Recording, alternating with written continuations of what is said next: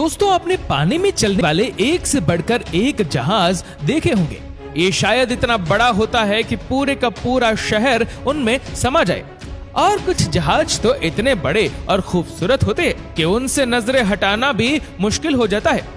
उस तरह के जहाजों को देखकर अक्सर हम सबके दिमाग में कई सवाल आते हैं, जैसे कि ये बनते कैसे होंगे, इन्हें पानी में कैसे उतारते होंगे, और ये पानी में डूबते क्यों नहीं है। तो दोस्तों, आज हम इस वीडियो में आपके तमाम सवालों के जवाब आपको देंगे और साथ ही में बताएंगे कुछ ऐसे इंटरेस्टिंग फैक्ट्स जो आपको हैरान कर देंगे। दोस्तों, इन बड़े बड़े जहाजों के साइज और डिजाइन देखकर कोई भी ये बात बड़ी आसानी से समझ सकता है कि करीब 1 लाख टन से भी ज्यादा वजनी इन विशाल जहाजों को बनाना जरा सा भी आसान काम नहीं है। इन्हें बनाने में हजारों वर्कर्स की मेहनत लगती है और एक जहाज को बनाने में लगभग 2 से 3 साल का वक्त लगता है। अब अगर बात करें उसकी मेकिंग प्रोसेस के बारे में, तो सबसे पहला सवाल तो यही बनता है कि इतने बड़े जहाज को कहां पर बनाते होंगे, क्योंकि समंदर में से तो दूर बनाया जाए तो फिर इतने बड़े जहाज को समंदर में ट्रांसपोर्ट करना काफी खर्चीला और दिक्कत भरा काम होता है। ऐसे में इसे समंदर के पास ही बनाया जाता है। इसके लिए सबसे पहले किनारे पर जहाज से बड़ा एक स्पेस भी बनाया जाता है। फिर उसका सारा पानी निकालकर जमीन को ठोस बनाया जाता है। इसके बाद छोटे छोटे ब्लॉक की मदद से शिप का बेस तैयार किया जाता है, जिसके ऊपर खड़ा किया जाता है कई मंजिला शानदार जहाज। बता दें कि जहाज का ये बेस हार्ड स्टील से तैयार किया जाता है। वैसे तो पूरा जहाज ही स्टील से भरा हुआ होता है, लेकिन बेस का मटेरियल ऊपर के मटेरियल से थोड़ा हैवी होता है।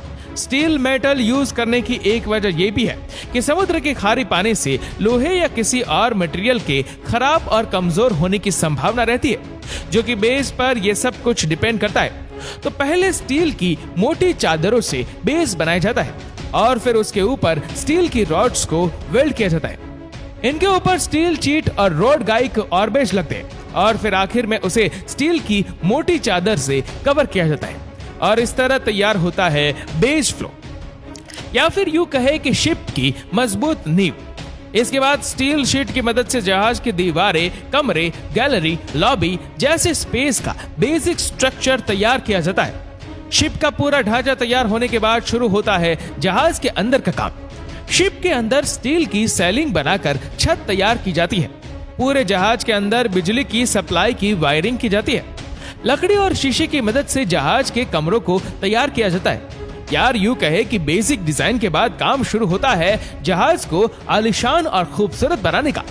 यहाँ आम आदमी की जरूरत के हिसाब से हर जरूरी चीज मौजूद होती है। शिप को बनाने में लग्जरी का पूरा ख्याल रखा जाता है। साथ ही शिप के इंजीनियर आपकी सेफ्टी का भी पूरा ख्याल रखते हुए इसे बनाते हैं। शिप का इंटीरियर इतना खूबसूरत होता है कि हर कोई देखता ही रह जाए।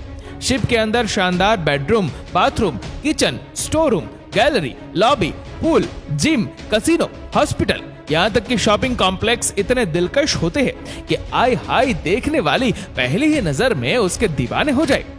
कुल मिलाकर एक आलीशान क्रूज में वो सब चीज बनाई जाती है जो आपको किसी खूबसूरत शहर में ही मिलेगी। तभी तो लोग इन्हें पानी में चलने वाला आलीशान और खूबसूरत शहर भी बोलते हैं। जब ये शानदार क्रूज बनकर तैयार हो जाता है तो उसके वेंटिलेशन के लिए शीशे का बड़ा सा जाल तैयार किया जाता है, जो शिप से बाहर तैयार होता है और बाद में उसे बड़ी क्रेन की मदद से जहाज पर फिट किया जाता है। उसके बाद जहाज में इंजन और ब्रॉन्ज पॉपुलर लगाया जाता है। ये प्रोपेलर जितनी तेजी से घूमेगा, शिप उतना ही तेज चलेगा, इसीलिए शिप में एक से ज्यादा पॉपुलर लगाया जाता है। उसके बाद जहाज की बॉडी को जंग रोधक केमिकल लगाया जाता है ताकि समुद्र के खारे पानी से जहाज को भी जंग ना लगे। और फिर जहाज को पेंट करने के बाद टेस्टिंग के लिए पानी में उतारा जाता है। टेस्टिंग के बाद सामने आई कमियों को दूर करने के बाद उस पर लोगो बनाया जाता है और इस तरह एक शिप बनकर तैयार हो जाती है। तो दोस्तों, ये तो था कि शिप कैसे बनता है, लेकिन अब सवाल ये आता है कि इतने बड़े जहाज को पानी में कैसे उतारा जाता है। चलिए ये भी हम बताते हैं। दोस्तों, शिप को पानी में उतारना बेहद खतरनाक काम होता है, क्योंकि यहाँ अगर जरा सी भी चूक हुई तो करोड़ों अरबों रुपए का नुकसान हो सकता है। बता दें कि जहाजों को पानी में उतारने के लिए मुख्य रूप से 4 तकनीक का इस्तेमाल किया जाता है, जिसमें से सबसे पहले फ्लोटिंग आउट टाइप लॉन्चिंग है।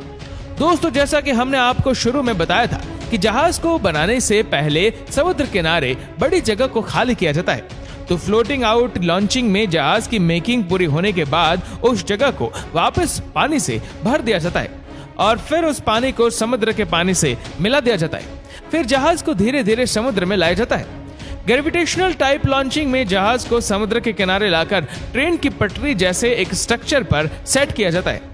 उसके लिए सबसे पहले उस स्ट्रक्चर पर अच्छी तरह ऑयलिंग और ग्रीसिंग की जाती है ताकि फ्रिक्शन को कम किया जा सकता है और जहाज आसानी से समुद्र में चला जाता है। ऑयलिंग के बाद जहाज को सेट पर रखा जाता है, फिर जहाज फिसलते हुए पानी में चला जाता है। दोस्तों, अब तक हमने जितने भी तरीके देखे उनमें सबसे खतरनाक है ये मैकेनिकल टाइप लॉन्चिंग, और इसी वजह से इस तरीके से बड़े जहाजों को पानी में नहीं उतारा जाता क्योंकि इनके डूबने का खतरा ज्यादा होता है। इस टेक्निक में ट्रक, ट्रेन या किसी और मशीन की मदद से जहाज को उठाया जाता है और पानी में रखा जाता है। अब तो आप समझ ही गए होंगे कि छोटे जहाजों के लिए ही ये तरीका क्यों इस्तेमाल किया जाता है। दोस्तों, आपके हिसाब से जहाजों को पानी में उतारने के लिए इनमें से कौन सा तरीका सबसे ज्यादा इफेक्टिव है? हमें नीचे कमेंट करके जरूर बताएगा। और अगर आपको वीडियो अच्छा लगा हो तो वीडियो को लाइक करेगा, शेयर करेगा ज्यादा से ज्यादा लोगों तक, और ऐसे ही और भी इंस्पिरेशनल वीडियोस के लिए सब्सक्राइब करें हमारे यूट्यूब चैनल को और फेसबुक पर फॉलो करें हमारे पेज को। धन्यवाद।